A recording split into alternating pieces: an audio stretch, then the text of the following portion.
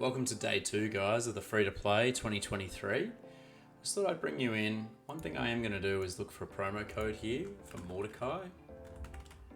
I should be one of our new players. Oh, it's available only on Android or iOS. I'll be back in just a second. Okay, we're back. So in our little inbox here, we should have Mordecai.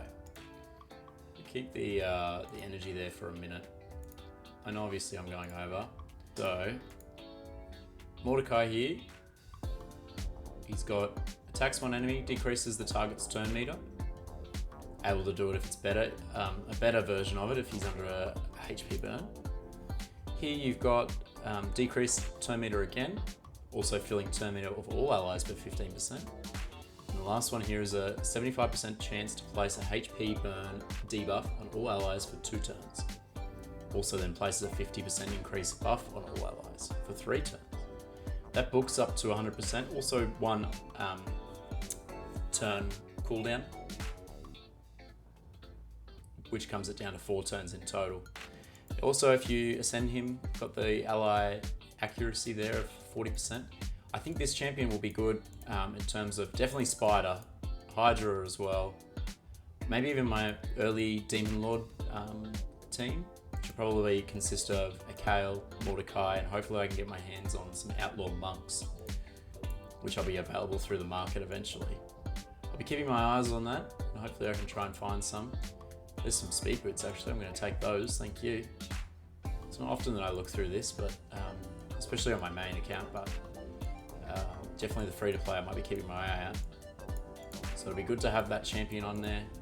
As I said, he's a Sacred Order. I'll be looking to level him up and maybe get him into my team, into my roster here on the campaign so I can continue to farm. But we'll see where we're at the end of the day. And I have to say, I've been very lucky with these armatures in the market.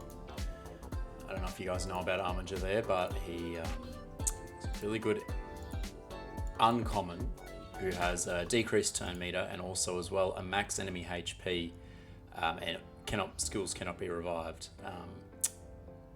So we've been really lucky getting him, which obviously if you don't know, what you want to do is you level up one of them, and in the tavern here, increase skills and then put an armature in there. That'll load up one of his skills, he'll get more damage and do more damage, and that's what you want. So guys, I just want to bring you in on this one here. So I've just pulled a mystery shard there with a rotting mage. Now when you look at his kit, he doesn't really have much going on. There's a freeze debuff there.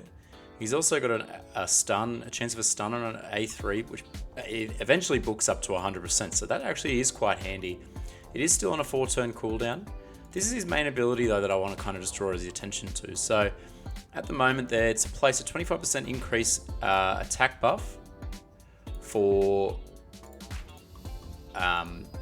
2 turns on all allies. And then as well places it at 30% increased defense on this champion alone for 2 turns. Now I just want to draw attention to one of the other champs that I've got going on at the moment in my roster, which is Mordecai. Now, you may not know this about Mordecai. He's obviously a spider god. AoE HP burn on all enemies for 2 turns, and then he's got a bunch of turn meter stuff as well. So really, he's a great spider champion. As you see his reviews here, Spider's number 1. Obviously Hydra up there as well. Hydra's a very similar fight. Well, you know, somewhat similar to Spider's den there, but I've been using Mordecai at the moment. He's in a bunch of speed gear, but I'm in a little bit of accuracy, but his speed gear at the moment is mainly just because of his increased attack buff here that I want to be focusing on. It's a 50%, which I really like. So I don't know if someone like this Rotting Mage will come into my roster, but again, he's another 3-star champion that I can put in and make as food when I'm upgrading my champions in here. So guys, let me just show you what I mean by having Mordecai go first. So let me just refresh this here. I'll try and find a battle. As you know, as you can see there, we've made our way into Silver 1 actually. Been trying really hard. Might see if my let me change that up. I need to get rid of Elder there and I need to put my War Maiden in. As you can see, and I'm about to talk about this in a second, but my War Maiden there, she's in my roster. I actually was really lucky getting her, but I'll talk about that in just a second. So let's fight this guy here.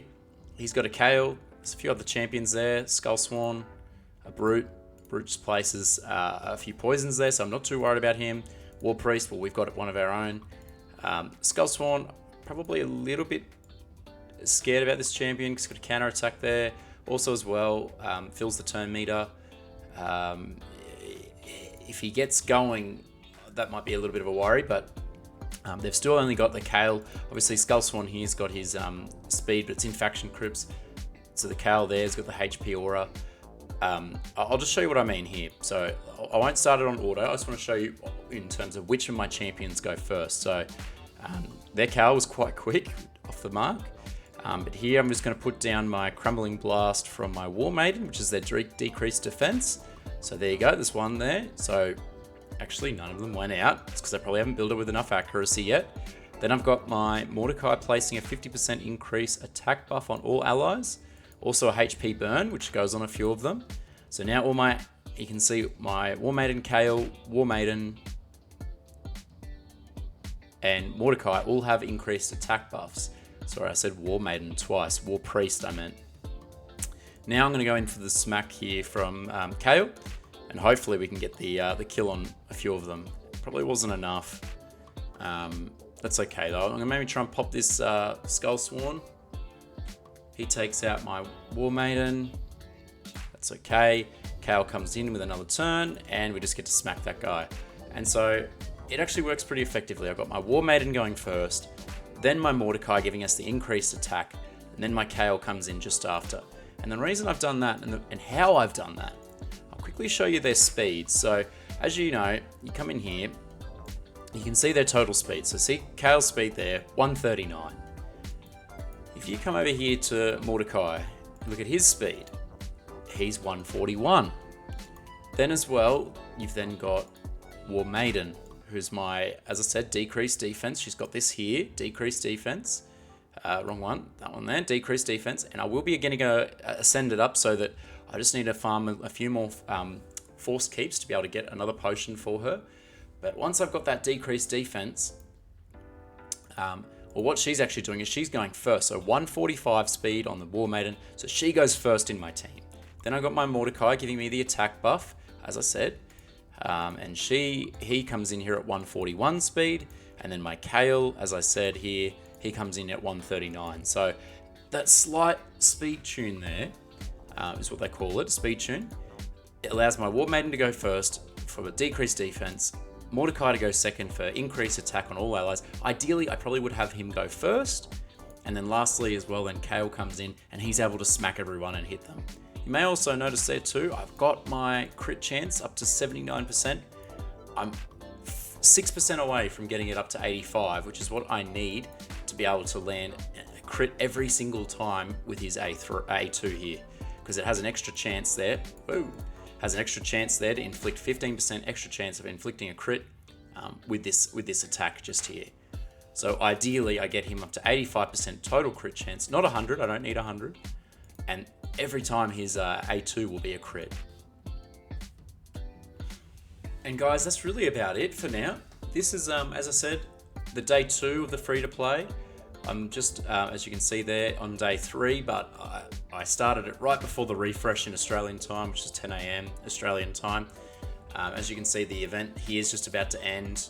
The Void Epic and Legendary 2 times chance. So I'm also working towards my Ronda, which I'll be talking about probably when I get a little bit closer. I'm at day 3 out of 7. I really am keen to get this lifesteal gear here, which I'll be able to deck out my Kale with. Right now, he's actually got some pretty good gear. Some extra crit chance there on the weapon. Also some accuracy just to land his poison on the A3. Also the crit rate on the shield there. Crit rate on the gloves. I was really lucky to get these. I've been really lucky with both of these pieces, really. This one here, ideally I would have wanted a HP percent chance on the, or HP percent on the chest plate there, but I've been really lucky getting the speed and the crit rate. Also some great substats on both of them.